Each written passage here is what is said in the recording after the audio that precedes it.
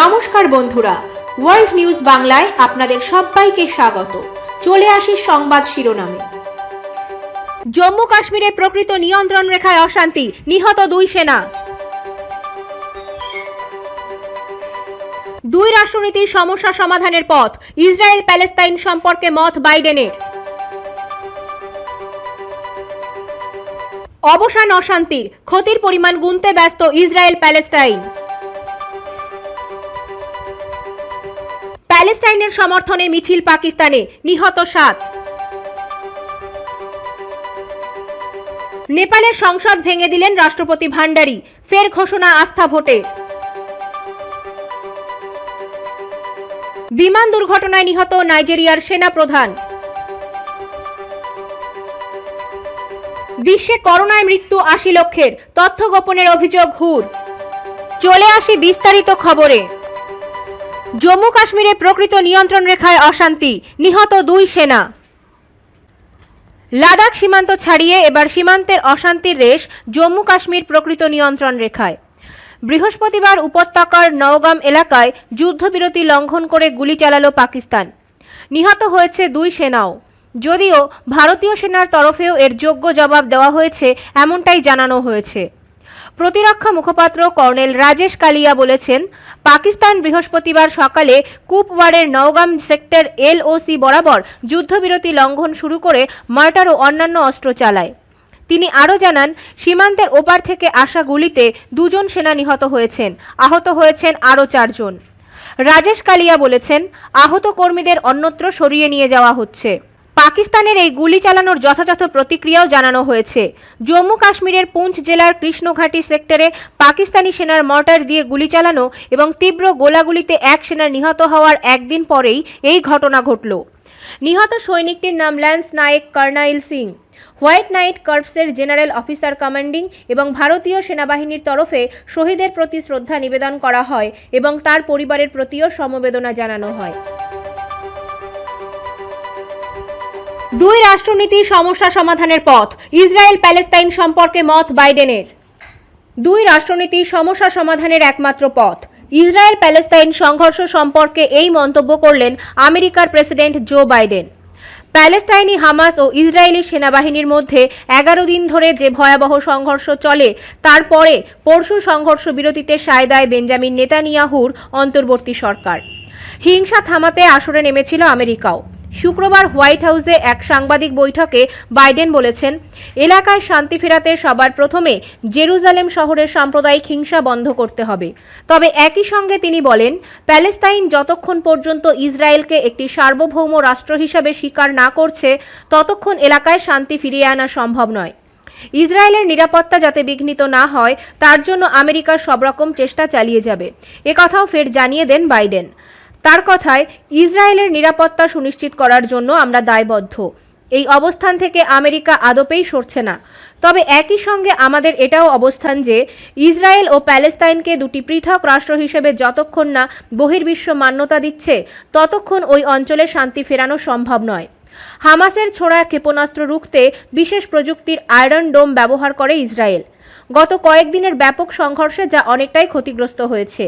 দিন কয়েক আগে নেতানিয়াহুর সঙ্গে ফোনে কথা বলার সময়ে বাইডেন আশ্বাস দিয়েছিলেন, আয়রন ডোমের মেরামতি করে দেবে আমেরিকা। আর কাল সাংবাদিক বৈঠকে বাইডেন জানান, ইসরায়েলি রকেটে ক্ষতিগ্রস্ত গাজা পুনর্নির্মাণেও সাহায্য করবে তার দেশ।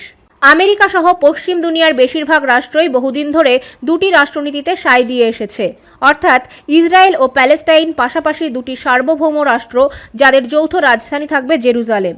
কিন্তু প্রেসিডেন্ট হওয়ার পরে এতদিনের সেই ঘোষিত নীতি থেকে সরে এসেছিলেন বাইডেনের পূর্বসূরি ডোনাল্ড ট্রাম্প। তিনি ও তার জামাই জ্যারেড কুশনার মিলে যে পশ্চিম এশিয়া নীতির পরিকল্পনা করেন, তাতে প্যালেস্তাইনের সার্বভৌমত্ব যথেষ্ট ক্ষুণ্ণ হয়েছিল।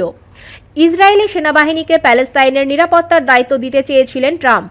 বলাই বাহুল্য, প্যালেস্তাইনি নেতারা সেই প্রস্তাব উড়িয়ে দেন। অবসান অশান্তির, ক্ষতির পরিমাণ গুনতে ব্যস্ত ইসরায়েল প্যালেস্তাইন। একে করোনা, তার উপর সংঘর্ষ।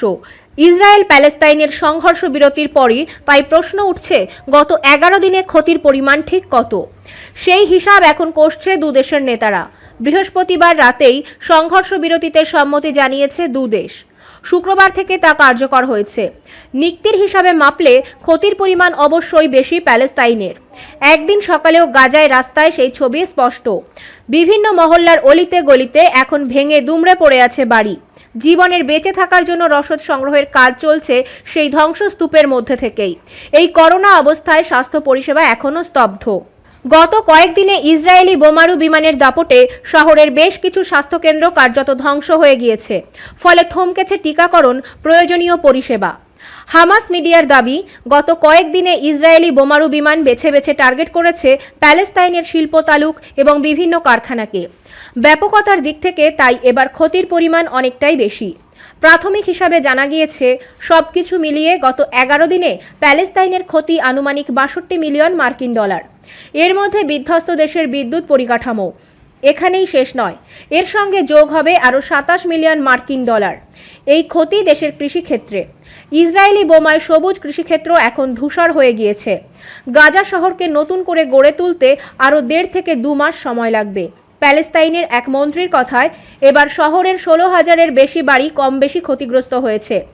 এর মধ্যে 1,000 বাড়ি পুরোপুরি গুঁড়িয়ে গিয়েছে, আর 1800 বাড়ি এমন রয়েছে যা থাকার অযোগ্য। জল এবং বিদ্যুৎও এখনও পুরোপুরি স্বাভাবিক হয়নি। গাজায় থাকা রাষ্ট্রসংঘের এক আধিকারিকের দাবি, সকাল থেকে সন্ধে কার্যত বিদ্যুৎহীন। রাতের দিকে 2 থেকে 3 ঘন্টার জন্য পরিষেবা মিলছে। প্যালেস্টাইনের বিদ্যুৎ মন্ত্রীর দাবি, বিদ্যুৎ পাবো কিভাবে? দেশের মূল বিদ্যুৎ কেন্দ্রটি ইসরায়েলি বোমায় ধ্বংস হয়ে গিয়েছে, তবু আমরা চেষ্টা করছি। আর উল্টো দিকের ইসরায়েলের ক্ষতি? বিশেষজ্ঞদের দাবি, কোনো ক্ষতি নেই, পুরোটাই লাভ। আন্তর্জাতিক সামরিক বিশেষজ্ঞ জন টমাসের দাবি, গত 11 দিনে গাজার উপর পরীক্ষামূলকভাবে এমন কিছু সমরাস্ত্র ব্যবহার করা হয়েছে যা আগামী সময়ে বিশ্বের বাজারে আনতে চলেছে ইসরায়েল। এর মধ্যে আছে ভূমি থেকে আকাশ 4টি ক্ষেপণাস্ত্র, 5টি ভীষণ আধুনিক রকেট লঞ্চার এবং 3টি স্নিপার বিমান। এর মধ্যে এই স্নিপার বিমানের চাহিদা তৈরি হচ্ছে আন্তর্জাতিক বাজারে। বিশেষজ্ঞদের এই দাবিতে খানিকটা চাপেই তেল আবিব। পুরো বিষয়টিকে তারা এখন পর্দার আড়ালে রাখার চেষ্টা করছে। ইসরায়েল সরকারের পাল্টা দাবি, গাজা থেকে হামাসের রকেট হামলার জবাব দেওয়া হয়েছিল, এর থেকে আর বেশি কিছু হয়নি। কিন্তু বিশেষজ্ঞদের কাছে এই যুক্তি ভীষণ ঠুনকো বলেই মনে হচ্ছে। তাদের মতে, করোনার জেরে বাকি সবকিছু সঙ্গেই ভাটা চলছে সমরাস্ত্রের বেচাকেনার বাজারেও। সেই বাজারে জোয়ার আনার চেষ্টা করছে ইসরায়েল।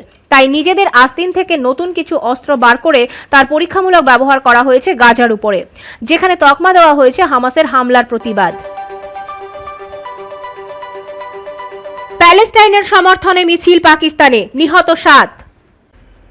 ইসরায়েল প্যালেস্তাইনের মধ্যে 11 দিনের যুদ্ধে শেষ হয়েছে, কিন্তু তার রেশ আছড়ে পড়ল পাকিস্তানে। প্যালেস্টাইনের সমর্থনে বেরোনো মিছিলে বোমা হামলায় প্রাণ হারালেন অন্তত 7 জন, আহত প্রায় 20। দক্ষিণ পশ্চিম পাকিস্তানের চমন প্রদেশে একটি মোটর বাইকে বোমা বাঁধা ছিল বলে প্রাথমিকভাবে জানা গিয়েছে। স্থানীয় পুলিশ অফিসার মোহাম্মদ ইকবাল জানিয়েছেন, স্থানীয় এক ধর্মীয় রাজনৈতিক দলের তরফে প্যালেস্টাইনের সমর্থনে মিছিল বের করেছিল। সে সময় বিস্ফোরণ ঘটে, জমায়েত ছত্রভঙ্গ হয়ে যায়। পুলিশ অফিসার ইকবালি জানিয়েছেন, মিছিলের যাত্রাপথের কাছে এক মোটরসাইকেলে বোমা বাঁধা ছিল, তা ফেটে বিস্ফোরণ ঘটে। মৃত্যু হয় অন্তত 7 জনের। এর মধ্যে 3 জনের অবস্থা আশঙ্কাজনক বলে হাসপাতাল সূত্রে খবর। তাদের কোয়েটার হাসপাতালে স্থানান্তরিত করা হয়। জানা গিয়েছে, চমন প্রদেশে ধর্মীয় সংগঠন নাজিরিয়াতি এই মিছিলের আয়োজন করেছিল। গাজায় ইসরায়েলের হামলা, প্যালেস্টাইনিদের মৃত্যুর প্রতিবাদে এই মিছিল। তা শেষ হওয়ার মুখেই বিস্ফোরণ ঘটে। সংগঠনের প্রধান আব্দুল কাদের লোনি জানাচ্ছেন, তিনি সারাক্ষণ মিছিলে ছিলেন। মিছিল থেকে বেরিয়ে যেতেই বিস্ফোরণের প্রচণ্ড শব্দ শুনতে পান। অল্পের জন্য তিনি নিজে প্রাণে রক্ষা পেয়েছেন বলে দাবি। লোনির দাবি, একটি মোটরসাইকেল মিছিলের দিকে এগিয়ে যাচ্ছিল, সম্ভবত তাতেই বোমা বাঁধা ছিল, যাতে বিস্ফোরণ ঘটেছে। গত 11 দিনের ইসরায়েল প্যালেস্তাইনের যুদ্ধে এখনও পর্যন্ত 250-র কাছাকাছি প্যালেস্তাইনিদের মৃত্যু হয়েছে। ইসরায়েলের তরফে মৃতের সংখ্যা 12। মুহুর্মুহু রকেট, বোমা, ক্ষেপণাস্ত্র হামলায় বহু বিতর্কিত গাজা রক্তাক্ত। প্রাথমিক হিসাবে জানা গিয়েছে, সবকিছু মিলিয়ে গত 11 দিনে প্যালেস্টাইনের ক্ষতি আনুমানিক 62 মিলিয়ন মার্কিন ডলার। এর মধ্যে বিধ্বস্ত দেশের বিদ্যুৎ পরিকাঠামো। ইসরায়েলি বোমায় সবুজ কৃষিক্ষেত্র এখন ধূসর। গাজা শহরকে নতুন করে গড়ে তুলতে আরও 1.5 থেকে 2 মাস সময় লাগবে বলে মনে করছেন সেখানকার এক মন্ত্রী। এসবের প্রতিবাদেই দক্ষিণ পশ্চিম পাকিস্তানের চমন প্রদেশে মিছিল চলেছিল। কে বা কারা সেখানে প্রাণঘাতী হামলা চালালো তা এখনও অজানা। নেপালের সংসদ ভেঙে দিলেন রাষ্ট্রপতি ভান্ডারী, ফের ঘোষণা আস্থা ভোটের। প্রধানমন্ত্রী কেপি শর্মা ওলির পরামর্শ মেনে শনিবার নেপালের সংসদ ভেঙে দিলেন প্রেসিডেন্ট বিদ্যা দেবী ভান্ডারী। নভেম্বরে অন্তর্বর্তী নির্বাচন হবে বলে ঘোষণা করেছেন তিনি। তবে বিরোধী দলগুলি এই অগণতান্ত্রিক অসাংবিধানিক সিদ্ধান্তের সর্বতোভাবে বিরোধিতা করবে বলে জানিয়েছে।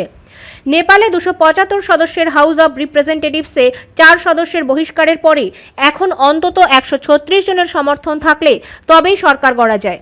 বর্তমানে নেপালের কমিউনিস্ট পার্টির নেতা ওলি বা বিরোধী নেতা শের বাহাদুর দেউবা কেউই এই মুহূর্তে সেই সমর্থন জোটানোর জায়গায় নেই বলে মনে করছেন প্রেসিডেন্ট। গত সপ্তাহের শুরুতে একবার আস্থা ভোটে পরাজিত হয়েও ওলি পরে সমর্থক সংখ্যা বাড়িয়ে প্রধানমন্ত্রী পদের শপথ নিয়েছিলেন, কিন্তু সংকট কাটেনি। বৃহস্পতিবার ওলি জানিয়ে দেন নতুন করে আর কোনো আস্থা ভোটে যেতে চান না। শুক্রবার ওলি এবং দেউবা দুজনেই আলাদাভাবে সরকার গড়ার দাবি জানিয়ে আসেন, কিন্তু দুজনেরই সমর্থক সংখ্যার তালিকা নিয়ে প্রশ্ন ওঠে। কিছু সদস্যের নাম দুজনের তালিকাতেই রয়েছে বলে খবরে প্রকাশ। তারপরই কাল মধ্যরাতে মন্ত্রিসভার জরুরি বৈঠকের পরে ওলি প্রেসিডেন্টকে সংসদ ভেঙে দেওয়ার পরামর্শ দেন। নভেম্বরের 12 এবং 19 তারিখে ভোট গ্রহণের কথাও বলেন। ভান্ডারী সেই সিদ্ধান্তেই শিলমোহর দিয়েছেন। গত ডিসেম্বরেও তিনি ওলির পরামর্শে সংসদ ভেঙে দিয়েছিলেন, যদিও ফেব্রুয়ারিতে সুপ্রিম কোর্টের রায়ে তা পুনর্গঠিত হয়। নতুন করে নির্বাচনের ঘোষণায় ক্ষুব্ধ বিরোধী দলগুলি ফের একবার সুপ্রিম কোর্টে যাওয়ার কথাই ভাবছে। নেপালি কংগ্রেসের মুখপাত্র বিশ্বপ্রসাদ শর্মা বলেন, মানুষ যখন অতিমারির সঙ্গে লড়ছে তখন এই কি তাদের জন্য উপহার? নেপালি কংগ্রেস নেতা শের বাহাদুর দেউবা, মাওবাদী নেতা প্রচণ্ড সহ বিরোধী সব দলই যৌথ বিবৃতিতে স্বাক্ষর করে এই অসাংবিধানিক সিদ্ধান্তের বিরোধিতা করেছে। বিমান দুর্ঘটনায় নিহত নাইজেরিয়ার সেনাপ্রধান। উড়োজাহাজ দুর্ঘটনায় নিহত হয়েছেন নাইজেরিয়ার সেনাপ্রধান লেফটেন্যান্ট জেনারেল ইব্রাহিম আত্তাহিরু। বার্তা সংস্থা এএফপির খবরে বলা হয়েছে, গতকাল শুক্রবার দেশটির উত্তর পশ্চিমাঞ্চলের রাজ্য কাদুনায় এ দুর্ঘটনা ঘটেছে। বিবিসির খবরে বলা হয়েছে, সেনাবাহিনী বলেছে খারাপ আবহাওয়ার মধ্যে উড়োজাহাজটি অবতরণের চেষ্টা করেছিল। এতে ক্রু সহ আরও 10 জন নিহত হয়েছেন। জেনারেল আত্তাহিরুর বয়স 54 বছর। এ বছরের জানুয়ারিতে সেনাপ্রধান হয়েছিলেন তিনি। দেশটিতে জঙ্গি মোকাবিলায় সেনাবাহিনীর সক্ষমতা বৃদ্ধি করতে সরকার যে পরিকল্পনা গ্রহণ করেছে তারই অংশ হিসেবে আত্তাহিরুকে সেনাপ্রধান করা হয়। নাইজেরিয়ার বিমান বাহিনীর পক্ষ থেকে বলা হয়েছে, কাদুনা আন্তর্জাতিক বিমানবন্দরে উড়োজাহাজটি অবতরণের সময় এই দুর্ঘটনা ঘটে। এই ঘটনায় শোক প্রকাশ করেছেন নাইজেরিয়ার প্রেসিডেন্ট মুহাম্মাদু বাহুরি। তিনি এক টুইট বার্তায় লিখেছেন, সেনাবাহিনী যখন নাইজেরিয়ার নিরাপত্তা ঝুঁকি নিরসনের পথে, তখন এ ঘটনা আমাদের উপর মারাত্মক আঘাত। বিশ্বে করোনায় মৃত 80 লক্ষের, তথ্য গোপনের অভিযোগ হুর।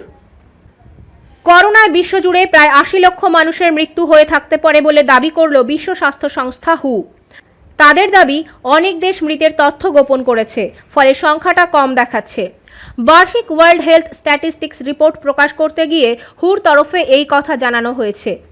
রিপোর্টে বলা হয়েছে, 2020 সালে বিশ্বজুড়ে করোনায় 18 লক্ষ মানুষের মৃত্যুর কথা জানা গিয়েছে, কিন্তু আসলে অন্তত 30 লক্ষ মানুষ মারা গিয়েছেন, অর্থাৎ 12 লক্ষ মৃত্যু গোপন করা হয়েছে। বিশ্ব স্বাস্থ্য সংস্থার তরফে জানানো হয়েছে, বিশ্বের বিভিন্ন দেশ করোনার সঙ্গে যুক্ত মৃত্যুর ক্ষেত্রে হিসাবে গড়মিল করেছে।